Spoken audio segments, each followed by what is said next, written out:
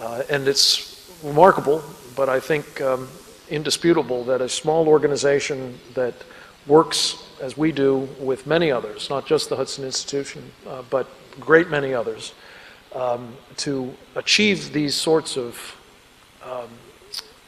projects and goals can in fact transform the kind of circumstance we find ourselves in, and again, that we will be leaving as our legacy to the future generations. Few people have understood this better or done more really as a private citizen to help us advance this work of promoting peace through strength than our first honored guest this evening. Miles is a partner here in a very important law firm.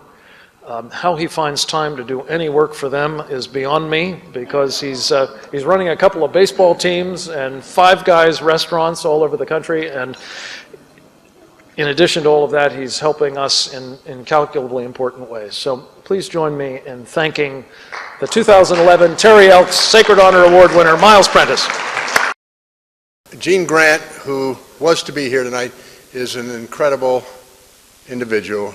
He flew P-47s in World War II. He's about 93 years old, and he is a fantastic American citizen, and I'm sorry he couldn't be here. But in any event.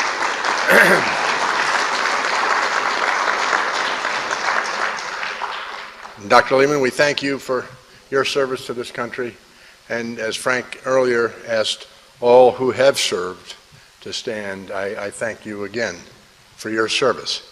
I had occasion 2 weeks ago to go on what is called a staff ride in Belgium, and we toured the battlefields at the Battle of the Bulge.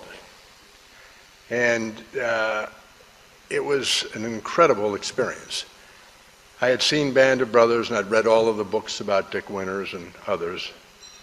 I knew General Harmon, who had the 2nd Armored Division, and who was president of Norwich University from 1950 to 1965, and played a critical role in stopping the Germans at a very early stage of their attack in the Ardennes on December 16th. But what really moved me was when we walked through the woods of those battlefields and saw that the foxholes were still there. 50,000 plus Americans either died or were wounded in that 1 month battle. Think about it. I mean, all loss of life and things are terrible. We've been in Iraq and Afghanistan for 10 years. 5,000 is the number. This is 1 month. The conditions were horrible. 15 degrees, snow, sleet. There were no down vests. There were no good gloves. I don't know how they did it. I really don't. And we can be very thankful that they in fact did do it. And I will end with a quote from another Vermonter. He was a native. I'm not a native, but I spent a number of years growing up there. A fellow by the name of Cal Coolidge, or Cool Cal as he is known, a very, very laconic Vermonter. And this is what he had to say.